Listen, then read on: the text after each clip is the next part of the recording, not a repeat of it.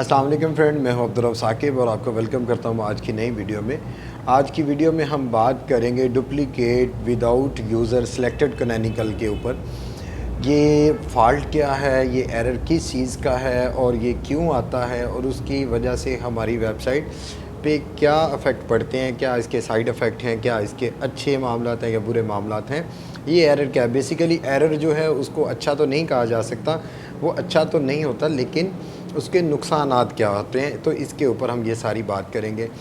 तो duplicate without user selected canonical जो है, इसको पहले समझना पड़ेगा कि ये है क्या। बेसिकली ये चीज़ ये है कि जब आपकी वेबसाइट है, आपकी वेबसाइट के अंदर काफ़ी सारी पोस्ट हैं, काफ़ी सारे आर्टिकल हैं, लेकिन जब आप वो गूगल इंडेक्सिंग में जाते हैं तो वहाँ पे पता चलता है कि वहाँ पे कचरा बन गया है। कचरा मीन्स आप बार बार पोस्ट को एडिट कर रहे हैं, एक दफ़ा जो है उसका क्रॉल होके जाता है, गूगल सर्च कंसोल का क्रॉल होके चला जाता है, आप दोबारा पोस्ट को करते हैं, पोस्ट को अपडेट करते हैं।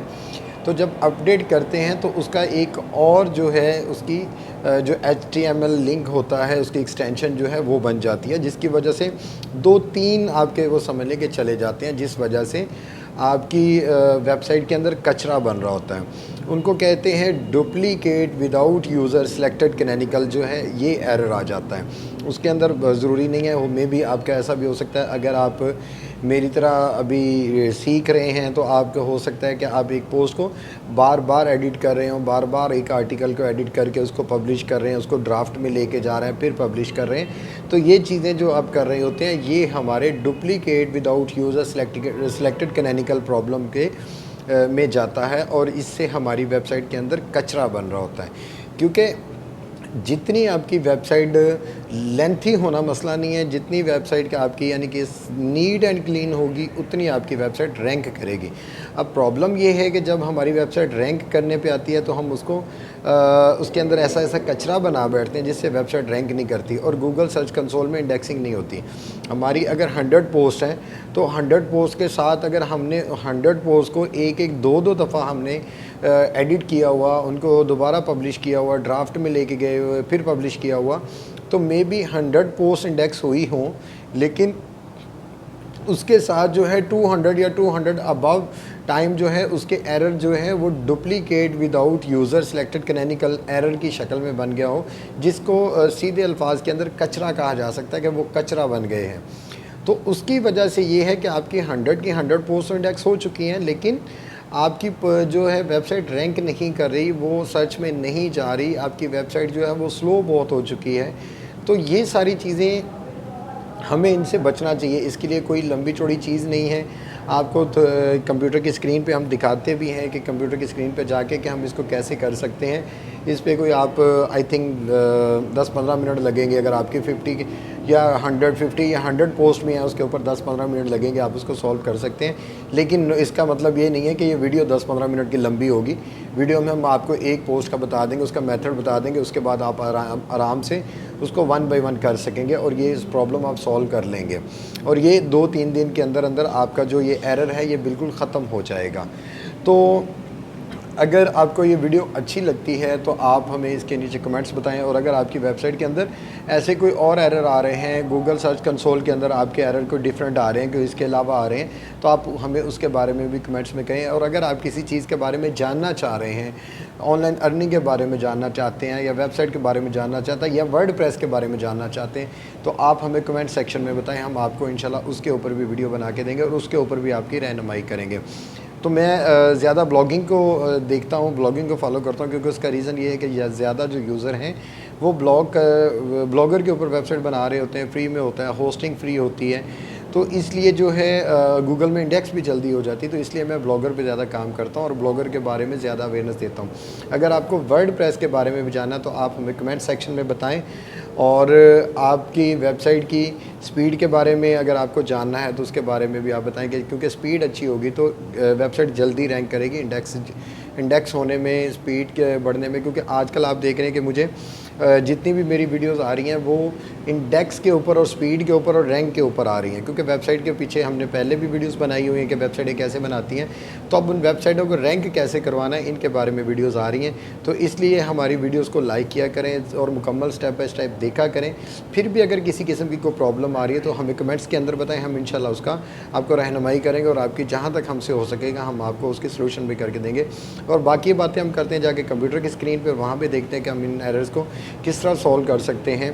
तो चलते हैं कंप्यूटर की स्क्रीन पे। तो जी ये अब हमारे पास एक जो है गूगल सर्च कंसोल के ऊपर एक वेबसाइट है, उसका अगर आप देखेंगे तो यहाँ पे उसके 218 जो है पोस्ट नॉट इंडेक्स हैं और 122 इंडेक्स हैं। अब उनके नीचे थोड़ा सा हम स्क्रॉल करेंगे तो यहाँ पे देखेंगे डुप्लीकेट विदाउट यूज़र सेलेक्टेड कैनेरिकल का जो एरर आ रहा है, इसके अंदर 38 अफेक्टेड पेज हैं। तो 38 अफेक्टेड पेज के अंदर हम यहाँ पे देखेंगे तो ये हमारे पेज आ रहे हैं। मैं अगर इसको जो है यहाँ पे ये देखेंगे, बल्कि 38 आ रहा है, ऊपर लिखा हुआ आप देख भी रहे हैं, तो ये आ रहा है। अब इसको हमने सॉल्व कैसे करना है, तो सबसे पहले तो हमें ये देखना पड़ेगा कि ये है क्या। तो हमने किसी को जो है किसी के एक के ऊपर हमने क्लिक करना है, किसी के ऊपर हम एक देखेंगे कि ये मसला क्या है। तो यहाँ पे सबसे पहले हम किसी एक लिंक के ऊपर क्लिक करते हैं और इंस्पेक्ट यूआरएल कर देते हैं। तो यूआरएल करने ये इंस्पेक्ट यूआरएल करने के बाद अभी मैं आपको दिखाता हूँ कि यहाँ पे प्रॉब्लम क्या आ रही है, कि ये कैसे बन रहा है। अब यहाँ पे ये देखेंगे URL is not on Google, ये आ रहा है। ये हमारा जो है वो लिंक है जिसको गूगल ने डुप्लीकेट विदाउट यूज़र सेलेक्टेड कैनिकल के ऊपर दे दिया, लेकिन गूगल ने जो सिलेक्ट किया है, गूगल ने ये वाला सिलेक्ट किया हुआ है। ठीक है, अब यहाँ पे गूगल ने ये कर दिया, ये बेसिकली दोनों एक ही चीज़ हैं। ये मैं आपको यहाँ पे भी दिखा भी देता हूँ कि यहाँ पे अगर गूगल पे हम चले जाते हैं तो गूगल ओपन करके फिर हम इसको देख लेते हैं कि क्या चीज़ें हैं ये। ठीक है, तो यहाँ पे हम देते हैं, हम देखते इन दोनों को ही ओपन कर लेते हैं, तो आपको पता चल जाएगा कि एक जो है वो इंडेक्स हुआ होगा और एक इंडेक्स नहीं हुआ होगा। ठीक है, ये वाला इंडेक्स हुआ है, लेकिन इसकी जगह हम जब दूसरा करेंगे, दूसरा ये वाला जो हमारा है यूआरएल, ये अगर हम करेंगे तो ये इंडेक्स नहीं हुआ होगा।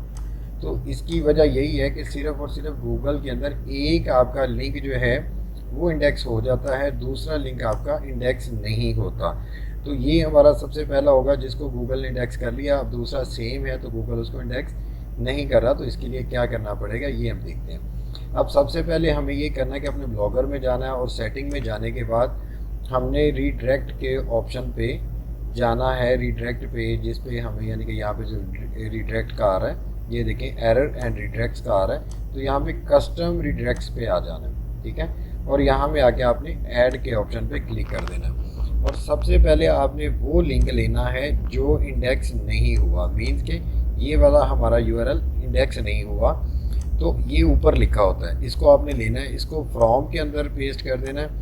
और अगर आप इसमें एक चीज़ का इसको यानी कि यूआरएल पूरा नहीं लेना आपने, कि मीन उसके अंदर जो है .com के से जो आगे वाला पोर्शन आपने लेना, उससे जो है जो .com वाले तक आपने कट कर देना है, डिलीट कर देना है। ठीक है, मीन्स के ये वाला जो ऑप्शन है आपका, आपने इसको यहाँ तक फीड तक कॉपी करना है और फ्रॉम में आके आपने इसको पेस्ट कर देना। ठीक है, उसके बाद जो है आपने नीचे वाले का लेना जो इंडेक्स हो चुका है, उसका भी सेम आपने फीड तक का लेना है और उसको जाके फ्रॉम में कर देना है। अगर आप इसमें ये चीज़ चाह रहे हैं कि टू में कर देना, अगर आप ये चाह रहे हैं कि आप इस लिंक से डायरेक्ट अपनी वेबसाइट के ऊपर रिडायरेक्ट करवाना चाह रहे हैं, तो आप यहाँ पे कुछ भी नहीं करेंगे, सिंपल इसको परमानेंट करेंगे और इसको ओके कर देंगे, जिससे ये डायरेक्ट आपकी वेबसाइट पे रिडायरेक्ट करना पड़ जाएगा। अगर आपके पास ऑलरेडी लिंक है तो आप उस लिंक पे करवाना चाह रहे हैं, तो आपको सिंपल यहाँ पे वो लिंक जो इंडेक्स हुआ है उस लिंक को आपको पकड़ना, उस लिंक को कॉपी करेंगे, यहाँ पे पेस्ट करेंगे और जो इंडेक्स नहीं हुआ उसको यहाँ पे पेस्ट करेंगे और सिंपल ओके कर देंगे। ओके करने के बाद यहाँ पे सेव कर देंगे। ठीक है, सेव करने के बाद ये एक हो गया। इसी तरह ही आपने इसके जितने भी हैं, जितने भी यूआरएल आपके नहीं हुए, सभी को वन बाय वन आपने इस तरह कर लेना है।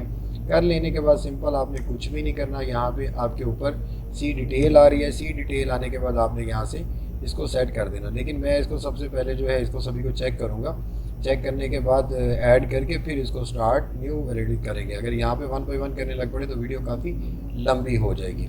एक लिंक आपको करके दिखा दिया, बाकी लिंक आपने ऐसे कर लेने, जितने भी आके 1 है 2 है 10 हों, जितने भी हों इनको आपने कर लेना और इनको इस तरह ये सारी चीज़ें फिर जब आप इसको वहाँ से स्टार्ट वैलिडेशन पे करेंगे तो हो जाएगा। इसके अलावा ये एरर हैं, इनके किसी भी एरर के बारे में आप जानना चाहते हो तो आप हमें कमेंट्स में करें।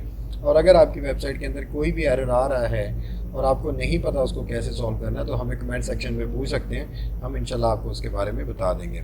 मिलते हैं आगे नई वीडियो में, तब तक के लिए हमें इजाज़त दें। अल्लाह हाफिज़।